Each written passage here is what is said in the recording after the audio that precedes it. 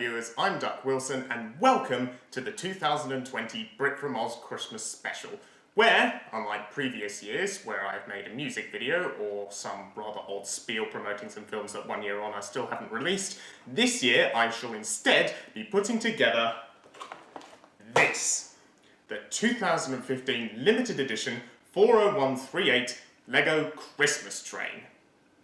Since the 1958 patent, Lego, which means play well in Danish, has become one of the most successful toys of all time.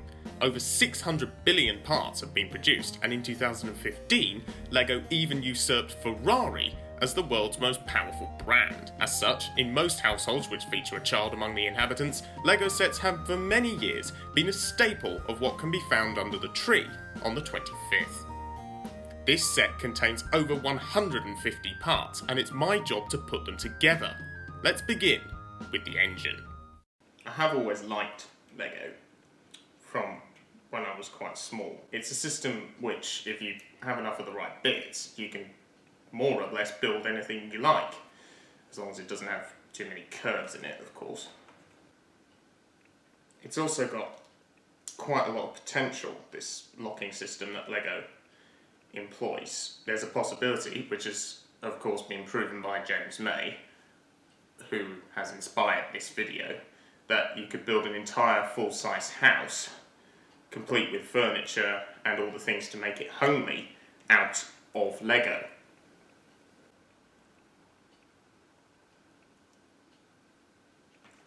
Anyway, there's the chassis, more or less done. Now we can move on to the rest of the locomotive.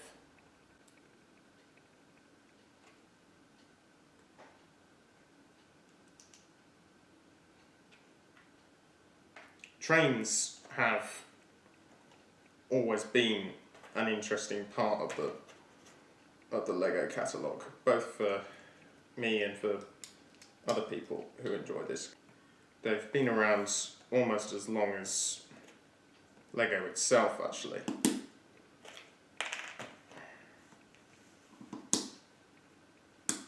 I do actually own a Lego train from 1980. Well, I say 1980, but it's actually a 2020 remake of a set from 1980. Locomotive 7810. Things to come in the new year. Anyway, there's the boiler done. We will now apply that to the train.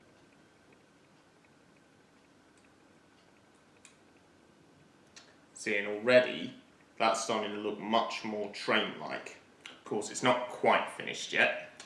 Still got a few more bits to put on, including the wheels, of which we have 6. I'll now build the funnel and apply it to the engine. And now, finally, we can put the wheels on.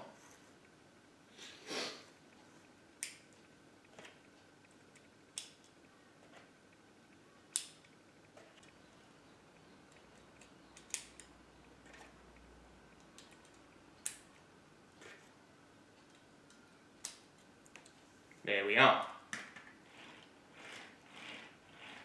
There's the locomotive done. Not the most sophisticated Lego set ever created, it's actually fairly simple compared to some others, but it's a Christmas train that's meant to look, well, Christmassy. It's superb. With the locomotive done, and a swig of tea taken to keep the adrenaline pumping, we can crack on. So, off camera, in the interim, I have made this small tree setup, which is a line-side thing complete with a tree, some presents, which, with a bit of imagination, you can pretend are Lego boxes, and a flag. I like it. Very sweet and Christmassy. Let's begin on the tender. The first Lego set I got was when I was very small. I can't remember if it was for my birthday or Christmas. One of the two, because I've been lucky enough to receive many Lego sets for both. I can remember I was 6. It was the Lego City Fire helicopter, and it was a fairly basic model by today's standards, but as a 6-year-old it absolutely enthralled me and proved the catalyst for many, many sets to follow. Now, since then, obviously, 14 years have passed and Lego sets have become incredibly sophisticated and detailed. They've really come on. So some people, by which I mean older than me, as I'm just a child of the 2000s and Lego has of course been around for much, much longer than that, would remember when Lego sets weren't made out of specialised bits. There were no specially moulded croissants, specially moulded trees, or there might have been trees, but it was basically all the pieces you could find in your spare parts box. There weren't any of these specialised bits that you have in some sets. And quite a lot, you didn't even have instruction manuals. You had to use instinct, cunning, and your head. In fact, for the full Lego experience, you really just want to be handed a box of parts and just let your imagination run wild with it. I mean, yes, all the bricks might be different colours, as they were with a lot of my scratch-built creations, but who cares? It's Lego, and your imagination is what makes it. That was, of course, the point of Lego. You could build whatever your imagination could come up with, so long as you had the bits. And if you didn't have the bits, you could just improvise. That's not to say, of course, that kit Lego models aren't the full experience, because then, and even now, they have massive amounts of playability. You can mix and match sets, dismantle them, rebuild them, cannibalise them to make something new from the parts. And that really is the beauty of Lego. There aren't many other mediums where you can use the same parts, then take them off one thing, put them on another thing, and do that constantly. And I think that's why Lego remains almost as successful as today as it did in 1958. Anyway, there is the tender. Now I'm just going to fill it with some pre-built sweets. These are quite small and fiddly to do, hence why I did them off camera. The hell is that?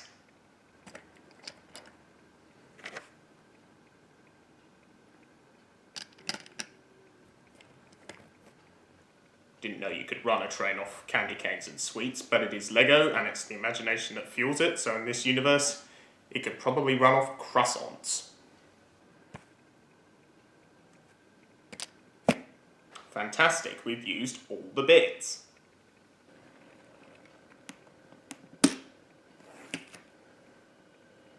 In exactly just over 1 hour 34 minutes and 27 seconds, or just under the time it takes to watch the Polar Express, including credits, I've assembled the locomotive, tender, and Christmas tree hold.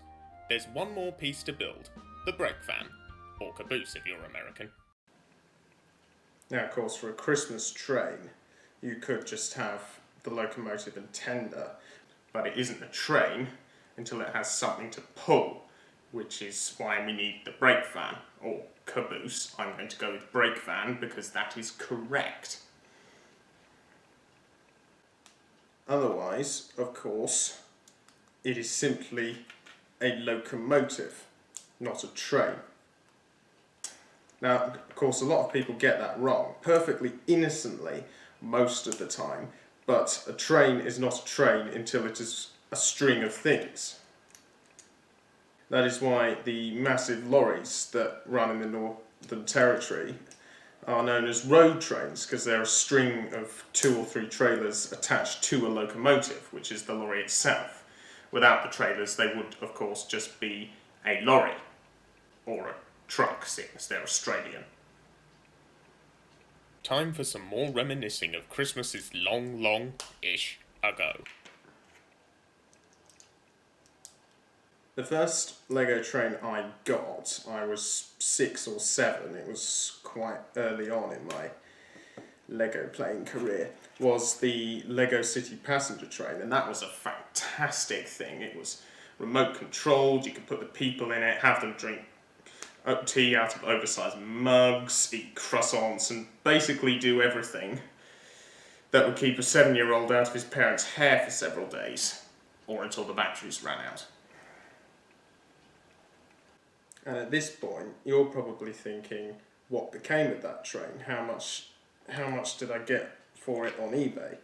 Well, the answer to the latter question is naught, because I still have it. I mean, it is getting quite worn out at this point, and the engine's getting quite feeble. But I suppose that means it's been loved, and I do love that thing. I did then, I still do. Which means, of course, it's been a success.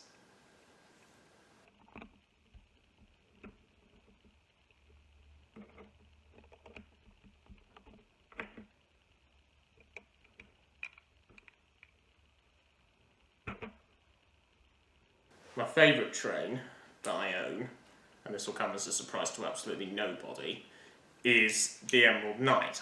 I'm lucky enough to have one of those. And that is a fantastic looking train. It's got working coupling rods, interior Technic works, a fairly detailed cab, just as I put the last wheels on, and absolutely everything. It is probably the best train LEGO has made. I mean, if you put it up against the 2001 released Hogwarts Express and into the 2010 one, it really represents how far LEGO have come. It was that evolution that I was mentioning earlier, that LEGO sets have come on quite a bit as time goes by, as everything does. Nothing can beat progress. Maybe there's a video idea in there somewhere. But back to the train at hand, which as you can see, now has a finished brake van. It is quite small, this train, and it's quite humble as well. But putting it together really did rekindle some of the memories of the joy that LEGO was and still is, and the joy of putting together your new LEGO set that you got for Christmas. I think that's part of LEGO's appeal, is that it's timeless. I could see my 70-year-old self playing with this. Anyhow, there's just one more task left to do, and that is connect the loco to its brake van.